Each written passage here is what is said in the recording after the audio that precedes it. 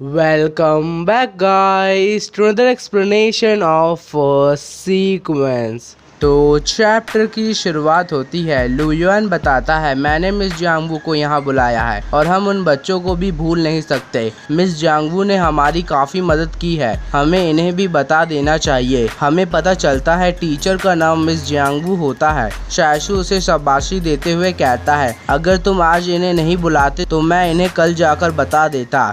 Miss जियांगवू जल्दी ही ये stronghold पे एक बड़ा खतरा आने वाला है, इसलिए हमने ये ज़मीन किराए पे ली है ताकि हम आसानी से यहाँ से भाग सके। मिस जियांगवू बोलती हैं ठीक है मैं समझ गई। ये सुनकर शायशु बोलता है क्या आपके पास कोई और सवाल नहीं है कि किस टाइप का खतरा आने वाला है, क्या वो काफ़ी खतरनाक है? मिस जियांगवू स्माइल करते हुए कहती है तुम्हारे अपने रीजंस होंगे, हमने तुम्हें ही देखकर पहले भी सरवाइव करा है। अगर तुम कह रहे हो कि वो बड़ा खतरा है तो वो सच होगा। ये सुनकर शायशु हैरानी से सोचता है जब से हम स्ट्रॉन्गहोल्ड में आए हैं तब से ही हम पे शक की नज़रों से देखा जाता है, लेकिन मुझे लगा नहीं था कि मिस जियांगवू मेरे पे इतना भरोसा करती हैं। फिर शायशु उन्हें समझाने लगता है कि आप हमारे यहाँ रुक सकती है लेकिन हमारे पास ज़्यादा जगह नहीं है, इसलिए आप लोगों को आंगन में ही सोना होगा और हमारे पास लिमिटेड खाना और पानी है, इसलिए जब हम दूसरे स्ट्रॉन्गहोल्ड पहुँच जाएंगे तब हमारे रास्ते अलग हो जाएंगे। ठीक है मैं समझ गई।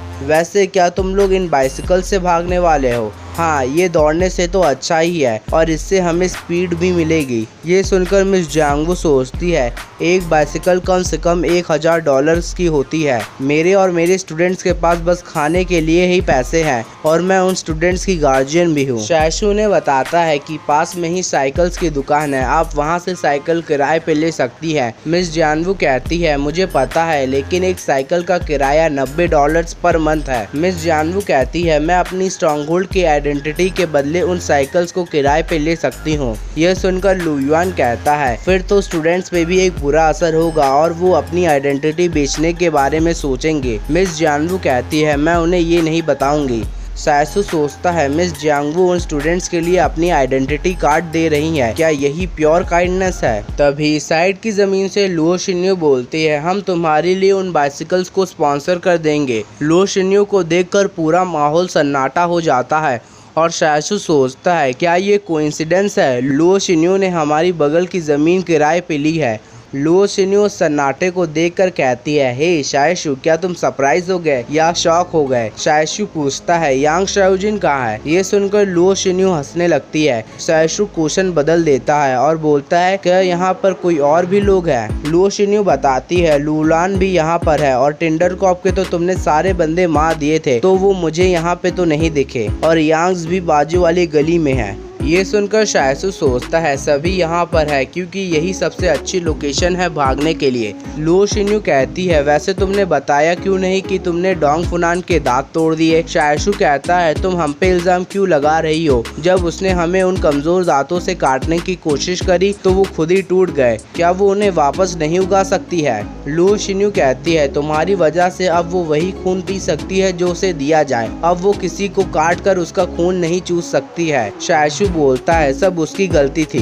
फिर टाइम स्किप होता है रात को। शायशु सेब खाते हुए सोचता है यांग शाओजिन अभी नहीं आई है और लुओ शिन्यू भी कहीं बाहर निकल गई और इन्होंने तो इतनी जल्दी बाइसिकल भिजवा दी, क्या स्पीड है? तभी शायशु एक आवाज सुनकर कहता है क्या कोई अपनी चाल चल रहा है? वो आवाज यूनिवर्सिटी के साइड से आ रही है। फिर शायशु यूनिवर्सिटी के पास आके सोचता है ये यूनिवर्सिटी का पार्क कम एक आर्मी बेस ज्यादा लग रहा है। ये सच है लुओ जो भी हरकत करेगा लीज उसके बदले उस पर कोई एक्शन नहीं लेगी। शायशु को लगता है ये कांड लुओ ने किया होगा। तभी एक बंदा आकर कहता है ओए बच्चे तू यहाँ क्या कर रहा है? शायशु कहता है ये एक यूनिवर्सिटी है तो मैं यहाँ रिसर्च करने आया हूँ। वो बंदा कहता है तो एक यूनिवर्सिटी का स्टूडेंट तो नहीं लगता। शायशु कहता है तो मैं क्या करूँ? तभी वो बंदा इशारा करता है और पीछे से एक बंदा आकर ग्रेनेड फेंक देता है। वो एक स्मोक ग्रेनेड होता है। ये देखकर कोई और बंदा शायशु पे गोली चला देता है। शायशु उस गोली को डॉज करके स्मोक ग्रेनेड दूर फेंकता है। तभी एक ट्रक अपना बैलेंस खोकर उस यूनिवर्सिटी के गेट पे टकरा कर फट जाता है। शायशु सोचता है उस ट्रक में जरूर धमाके वाले सामान होंगे। फिर वो बंदा शायशु पे गन पॉइंट करके गोली चलाता है। शायशु उस गोली को डॉज कर देता है। ये देखकर वो बंदा हैरानी से सोचता है क्या स्पीड है इसकी, इसने गोली को भी डॉज कर दिया। फिर वो अचानक से शाइशु के बगल में आकर पंच मारने जाता है। शाइशु ने वैसा अटैक सोचा ही नहीं होता है। वीडियो पसंद आई हो तो लाइक शेयर सब्सक्राइब ज़रूर करिए।